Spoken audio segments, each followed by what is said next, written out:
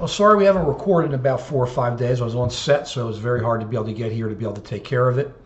And I don't like to record on the phone, so let's quickly jump into Bernie Sanders. We're calling this Bye Bye Bernie because Bernie's done. New York ended it for him, and this is what I was complaining about for a couple of our videos. You know, the kids, they yell and they scream and they back them and they jump up and down. They put up a lot of signs, but they don't vote. If you don't vote, it's not going to do you any good, and that really hurt Bernie Sanders. Bernie Sanders comes in, he's very upfront about what he believes, whether you agree with him or not. So if you're very dependent on a certain voting group and you can't get that voting group out, you just get them up and out to start yelling and screaming for you, but you can't get them to vote for you, then you're not going to win.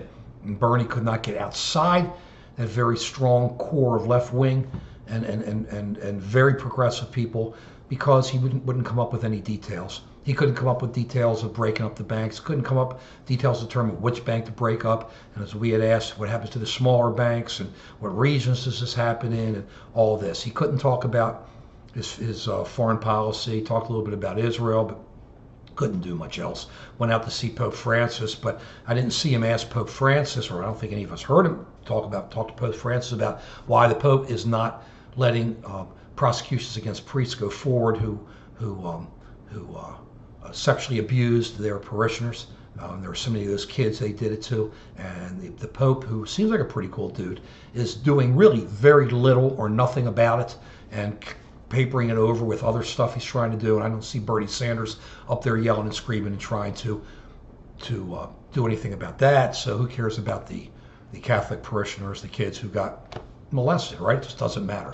So Bernie blew it there. Bernie's foreign, like I said, Bernie's foreign policy really had nothing to say. He talked a little bit about Israel, and how he would put allies together to go and take on ISIS, but it's not working with President Obama. He's not doing it correctly, and he hasn't. And he's just going to end up leaving a problem for the next president. So Bernie just did not have the backup to do what he said he could do. He really was never up front as a senator. He just kind of caucused with the Democrats, but he couldn't get his base out.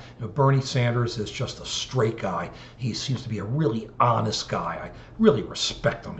He comes in, he tells you what he believes, and you can believe that when he says he believes it, he believes it. So you really have to respect someone like that. But he just didn't have that background. He didn't have the backup, and he didn't have the people to vote for him. So it's over. He'll exercise some influence at the convention, but he'll exercise about as much influence as Eugene McCarthy did in the '68 Democratic Convention, which will be really in the end very little. Hillary will run it, hopefully, and do what it takes to set up her presidential run as she moves forward. So I don't see Bernie as a vice presidential candidate.